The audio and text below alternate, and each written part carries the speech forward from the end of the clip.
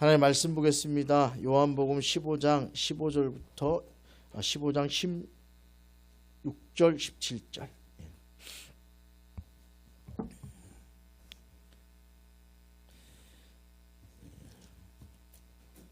화면에도 있습니다. 174면에 있습니다.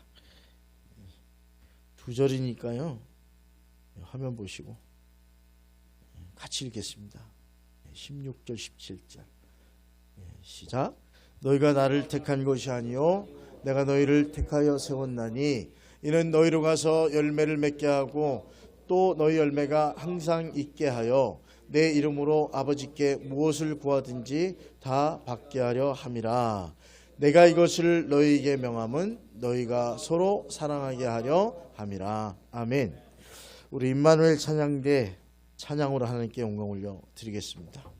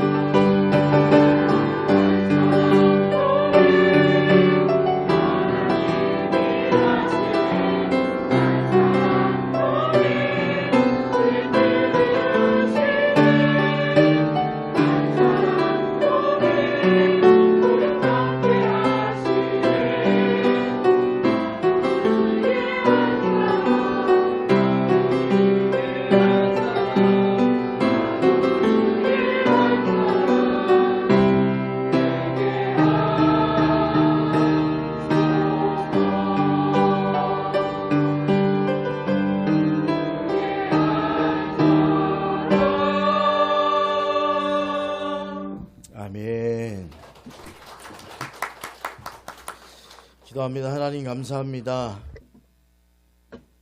주님이 택한 한 사람 되게 하여 주시옵소서. 그래서 하나님 나라 영광에 걸어가는 우리 모두가 되게 하시고, 이제 말씀 가운데 서서 그 결단하는 시간이 될 수 있도록 인도해 주시고, 이 자리에 나와 예배드리는 이들을 하나님 복 내려 주시고, 하나님의 귀한 음성을 들려지는 시간이 되도록 인도해 주옵소서. 예수님의 이름으로 기도드리옵나이다. 아멘. 할렐루야.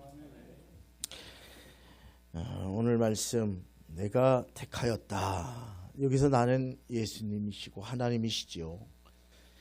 그래서 오늘 주님께서 하신 말씀은 우리에게 엄청난 위로가 되는 말씀이에요. 너희가 나를 택한 게 아니고 내가 너희를 택하여 세웠다. 예수님이 우리를 먼저 선택했다는 거예요. 많은 사람들이 신앙생활하면서 오해할 때 있어요. 내가 교회 나왔어, 내가 예수님을 택했어 라고 이야기하는데, 예수님이 여러분을 택하지 않았으면 오늘 이 자리에 올 수도 없었고 구원의 백성이 될 수도 없었습니다. 주님이 여러분을 붙드셨고 선택하셨다고 하는 사실, 이 말씀을 붙드는 순간 우리 인생의 삶은 차원이 다른 삶으로 이동하는 거예요. 내가 선택해서 내가 힘들고 내가 고통받으며 신앙생활한다, 이거 다 사라지고 하나님이 나를 택해 주셨으니 그 은혜에 감사하며 감격하며 살아가는 그런 인생이 되는 거예요. 그런 인생의 결단이 있는 시간이 되시기를 주님의 이름으로 축원드립니다. 사랑하는 여러분, 혹시 한 번이라도 왜 하나님이 나를 택하셨나 생각해 보신 적이 있습니까? 오늘 주님이 분명히 말씀하고 있습니다. 너희가 나를 택한 게 아니라 내가 너희를 택했다. 그 말은 내가 너를 사랑해서 선택했다라고 하는 말과 똑같은 말입니다. 왜 우리를 사랑하실까요?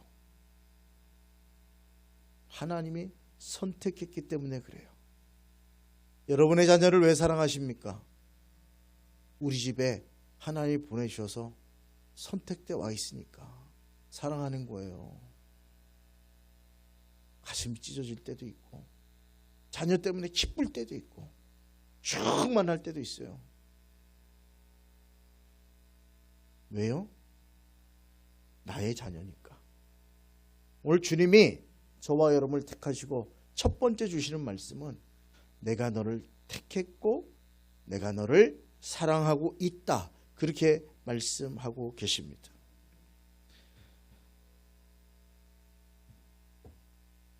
우리를 택하신 하나님은 눈에 보이지 않게 그러나 분명하게 일하고 계시지요.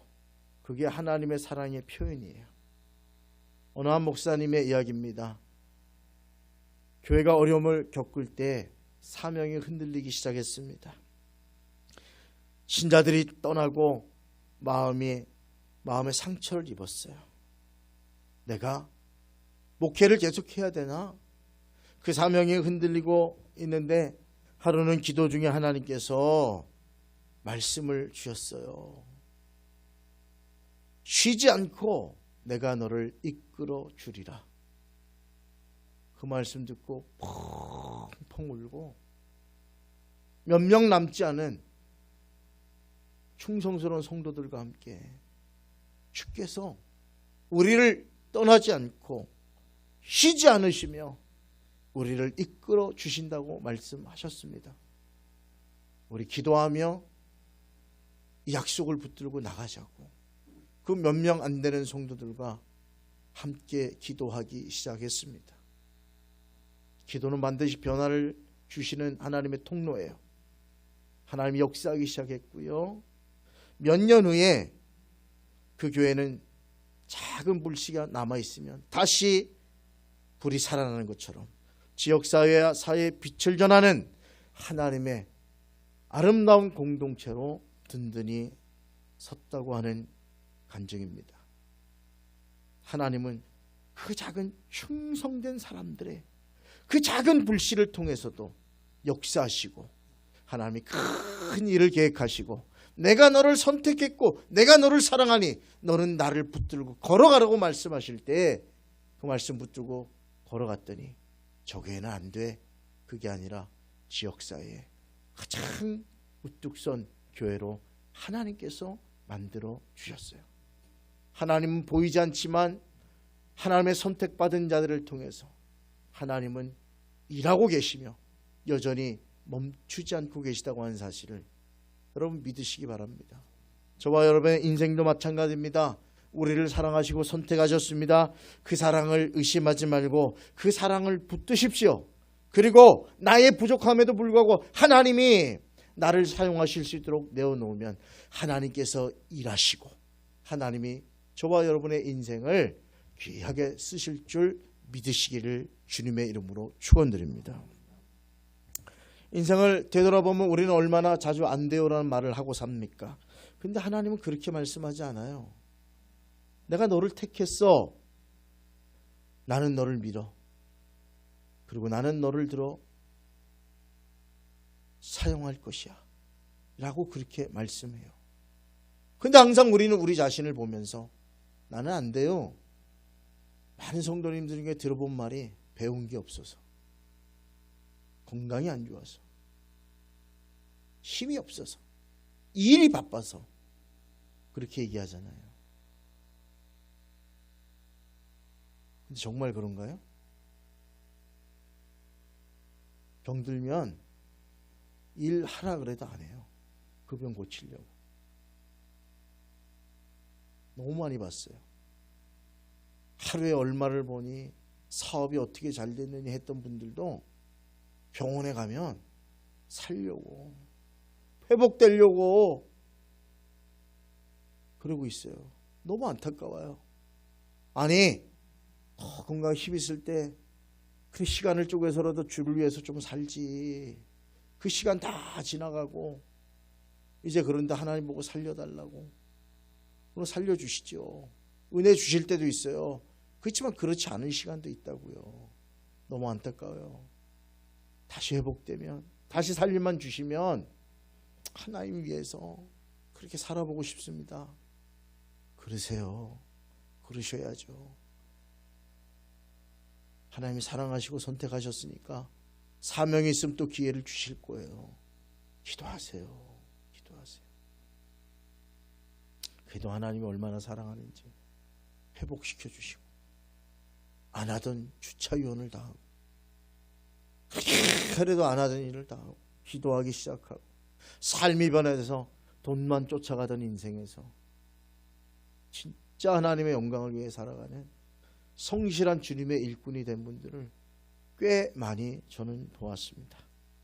사랑하는 여러분, 하나님은 완벽한 사람을 사용하지 않아요. 모세를 보세요. 모세가 완벽할 때 사용했습니까? 힘이 있을 때 사용했습니까?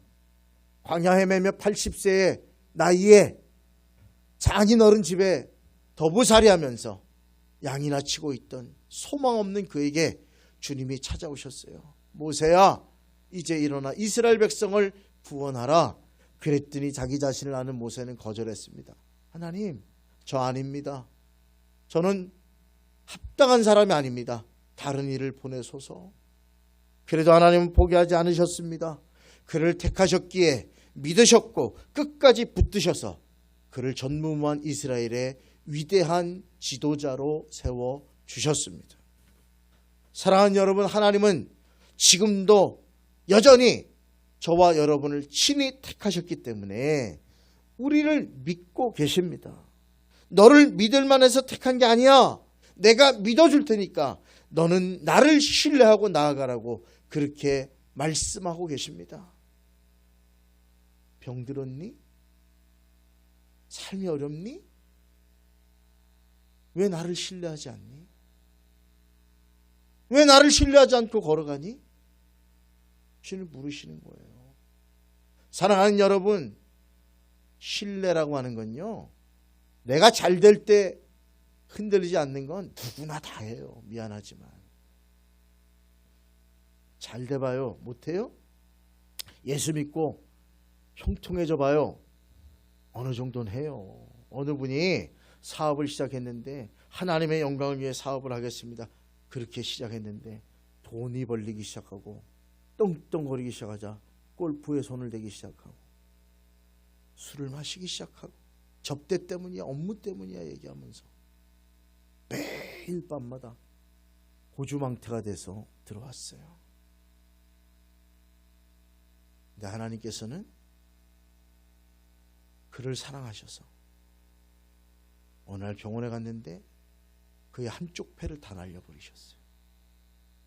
숨조차 제대로 쉴 수 없는 인생이 되었는데 그때서야 그가 내가 왜 이 일을 시작했는지를 깨닫고 그 기업을 사회적 기업으로 돌리고 하나님의 일을 하고 부르신 날까지 하나님 위에 살겠다고 결단하고 열심히 살았는데 아직도 살아계세요. 70이 넘어도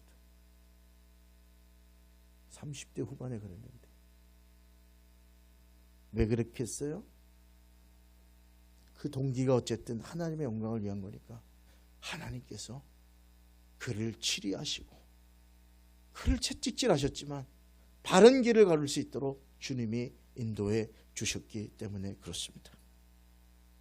사랑하는 여러분, 하나님은 우리를 믿고 선택했습니다.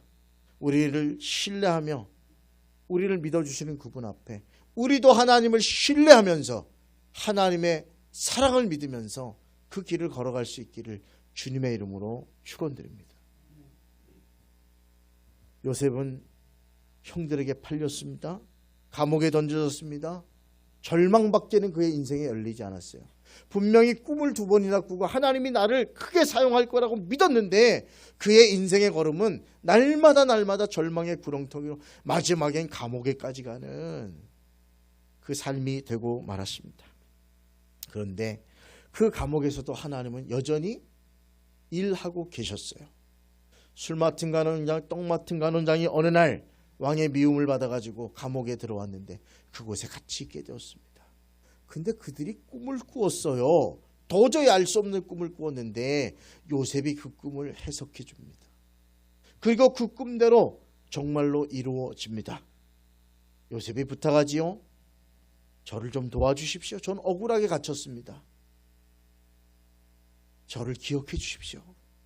아유 기억해 줄게 그러는데 한 달이 지나도 2달이 지나도 1년이 지나도 2년이 지나도 연락이 없었어요.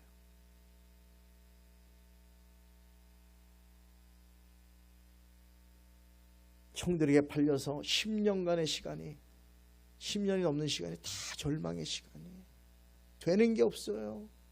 모든 게 다 끊어진 것 같았어요. 근데 그 꿈이 하나님의 보이지 않는 일하심이었다고 하는 사실을 요셉은 나중에 깨달았어요. 바로 왕이 꿈을 꾸었는데 그 꿈을 해석할 자가 없는 거예요. 전국에 있는 사람들을 다 모았는데 아무도 그 꿈을 해석하지 못하는 거예요. 지혜자들 똑똑한 사람을 불러도 되지 않았어요. 왕이 노발대발하고 화가 났습니다. 살찐암소가 올라왔는데 말이죠. 파리한 암소가 또 7마리 나오서 다 잡아먹어버렸어요. 이게 무슨 꿈이야 도대체. 아무도 해석을 못해요. 그때 술 맡은 관원장이 요셉을 순간적으로 생각하게 되었습니다. 아, 제가 감옥에서 이런 꿈을 꿨는데 떡 맡은 관원장은 며칠 내에 죽었고 저는 복권돼서 여기 이렇게 있습니다. 아, 그 소년이 이제 생각납니다. 빨리 당장 불러라. 그래서 바로 왕 앞에 갔고요. 이 청년보다 꿈을 해석하고 나서 이 청년보다 뛰어난 자가 여기 어디 있느냐 그랬더니 아무도 말을 못해요. 저를 애굽 전국 총리로 세워서 이 일을 준비하게 하겠노라. 왕명이 떨어졌어요.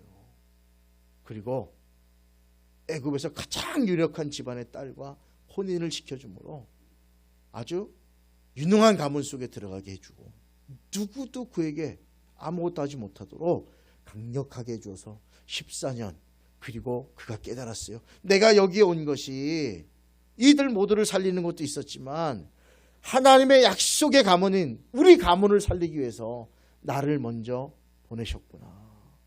그리고 아버지와 형제들을 다 애굽 땅에 불러들이고요.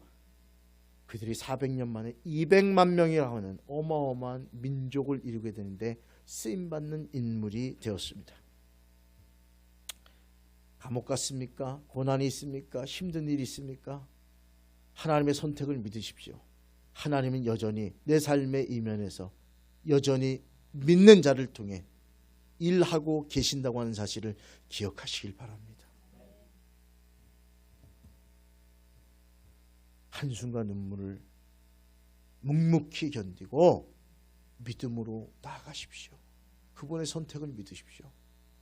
그분이 여러분의 삶을 잘 짜서 아름다운 삶의 그림들을 그려주실 거예요. 하나님이 택하셨다는 건 마지막으로 책임져 주신다는 뜻이에요. 세상에 기업주조차도 자기가 선택한 직원들 월급은 줍니다. 남편을 믿고 온 아내들은 남편이 책임 안 져주나요? 책임져줘야 되는 게 맞는 거예요. 아내는 남편 안 책임져줘요? 수많은 여자 중에 나를 택하고 같이 동반자로 걸어가는데 당연히 그래야 되죠. 그것이 부부간의 신이잖아요. 한번 생각해 보세요. 남편이 어디 가서 맛있는 걸 사가지고 왔는데 여보 먹어봐 안 하고 자기만 홀랑 먹으면 이쁠까요? 제가 가끔 그러거든요. 이번에 정선에 갔더니 이수연 목사님 아버지가 감리사님으로 계시더라고요. 그래서 우리를 대접해 줬는데 너무 미안하더라고요. 그때 깨달았어요. 2번 다시 가면 안 되겠다. 2번 다시 오지 말란 뜻인가 보다. 거기 떡을 줬어요. 떡을 줬는데 우리 집사람 아껴 먹으려고 했는데 전 내가 다 먹었어요. 우리 청년들도 나눠주고. 먹었어요? 맛있었죠? 공범이야. 아껴서 뭐 하겠어요, 그죠? 나눠 먹어야지. 아유, 아들이 여기 목회하니까 원래 그분이 그렇대요. 그 교회가 얼마나 썼어? 밥값으로 또 차도 내주고 버스도 다 운행해주고 막 관광을 시켜주더라고요. 이러려고 온 게 아닌데 너무 부담스러워서 아니라고. 그래서 그게 다행히 나도 후원받은 게 있어갖고 비싼 거 하나 딱 던져주면서 혼자 드시라고 그랬더니 고마워갖고 막 그러는데 우리가 방송에 나가려나? 250만 원 썼대요. 그날 나 살며시 물어봤어. 아들한테. 아들 목사님한테 얼마나 쓰셨어요? 이거 많이 장난 아닌데. 나도 알잖아요. 가격표가 붙어있으니까 세보면 알잖아. 몇 개 나왔는지. 2번 샀으니까 점심 저녁 다. 그리고 뭐 이거저거 해가지고 보니까 그리고 치떡? 뭐 수리 치떡? 35,000원짜리? 그거 개인당 하나씩 다 줬으니까. 야, 아버지 허리 부러지겠다. 아들이 부여지방이 있어가지고. 아닙니다. 감사님 충성을 다해 섬기겠습니다 했는데 믿을 수 있는지 모르겠지만 아들이니까, 아들이 있는 지방에 목사님이 오셨으니까 최고로 그 정선의 읍내에 제일 좋은 곳으로 대접하느라고. 이건 다 어떻게 하냐 이랬더니 붕해에 다녀오셨나 봐. 우리 아버지는 반은 절반은 당신이 내고 워낙 많이 찾아오니까 절반은 교회에서 이렇게 한다. 그래도 교회도 뭐 하루 만에 뭐 한 150만 원 쓴 거네. 다신 가지 말아야지. 가자 그래도 내가 가지 말자 그래야지. 제가 결단을 했어요. 그렇게 대접하는 건 한 번만 얻어먹고 말아야지, 그죠? 2번 먹으면 안 되잖아요. 하나님이 우리를 택하셨다는 건 그렇게 책임져 주는 거예요. 아들이 있는데 감리사랑 목사님들이 오셨는데 어떻게 그냥 그렇게 대접을 해요? 최고의 대접을 하신 것 같아요. 사랑하는 여러분, 이사야 41장 10절에 두려워하지 말라, 내가 너와 함께 함이니라. 놀라지 말라, 나는 너의 하나님이 됨이니라. 사랑하는 여러분, 여러분들을 주님이 얼마나 사랑합니다. 생애 이거만큼 더 큰 보장이 어디 있어요? 나는 놀라지 말고 두려워하라. 나는 너의 하나님이 됨이니라. 절망하지 마세요. 하나님이 우리를 택하셨으니까, 하나님이 우리를 붙들고 계시니까 끝까지 우리의 인생의 날까지, 주님 나라 가는 때까지 하나님이 일하시고 붙들어 주시고 우리를 사랑해 주시고 우리를 인도해 주신다는 사실을, 책임져 준다는 사실을 믿으시기를 바랍니다. 마지막으로 우리가 해야 될 게 있어요. 우리를 택하신 것도 중요하지만 더 나아가 언젠가 하나님의 선택을 받고 크게 쓰임받을 그런 사람들이 될 수 있기를 주님의 이름으로 부탁을 드립니다. 사울왕은 하나님의 선택을 받았지만 교만함을 통해서 끝내 버림을 받았어요. 다윗은 일개 목동이었지만 그는 하나님 앞에 겸손함을 통해서 선택받고 이스라엘의 전무후무한 위대한 왕 예수 그리스도가 오는 가문을 이루는 축복의 대명사가 되었습니다. 다윗을 보고 하나님이 내 마음에 합한 자라고 얘기했어요. 사랑하는 여러분, 여러분은 하나님의 선택받았으니까 예선은 다 통과한 거예요. 이제 예선전 통과하면 어디로 나가야 돼요? 본선에 진출해야지. 본선에 진출하면 상 받는 거 아니에요. 1등, 2등, 3등. 사도 바울이 말했죠. 다른 박질하는 자는 많으나 상 받는 자는 정해져 있느니라. 예수 그리스도를 선택받았으면 예선전 통과하신 거예요. 끝이 아니에요.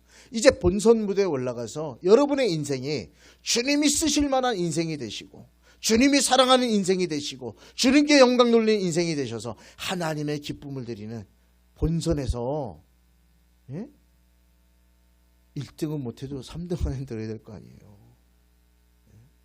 열심히 다해서 하나님의 쓰임받는 도구가 되시길 바랍니다. 그저 교회 와서 만족하는 삶이 아니라 이제는 하나님 나라 위해서 본선, 이 본선을 지금 하나님 나라 향해 달려가잖아요. 최선을 다해서, 그리고 하나님의 도우심 속에서 잘했다, 충성된 종아, 그 소리를 들을 수 있는 삶의 걸음을 걸으시기 바랍니다. 내 믿음을 점검하십시오. 난 하나님께 얻으려고만 하는 믿음인가, 하나님의 영광을 위해 걸어가는 믿음인가. 이것이 본선에 진출할 수 있는 사람의 모습입니다. 하나님이 우리를 택하셨기 때문에 우리 인생은 결코 우연이 아니고 이 자리, 이 삶, 여러분의 인생 그리고 우리 교회 모두 하나님의 선택의 열매인 걸 기억하시길 바랍니다. 그리고 이제 절망 대신 감사를, 불평 대신 순종으로, 교만 대신 겸손으로 다윗처럼 본선 무대에서 하나님이 잘했다 칭찬하는 그런 믿음의 승리자들 되셔서 잘 걸어가시고, 21일 다니엘 기도회가 시작되는데 벌써부터 예선전에 무너진 사람 되지 말고 나오세요. 열심히 하셔서 그 21일 얼마 안 되는 거예요. 길면 길다 그러지만 매일 새로운 분들이 오잖아요. 하나님의 쓰임받은 본선을 달리고 있는 사람들이 나와서 매일 자기 삶의 모든 여건이 틀리지만 간증하잖아요. 우리도 간증의 주인공이 돼야 돼요. 예수 믿고 뭐가 달라졌냐? 글쎄. 예수 믿고 뭐가 달라졌냐? 글쎄. 예수 믿고 뭘 받았냐? 글쎄. 불쌍한 거 아니에요?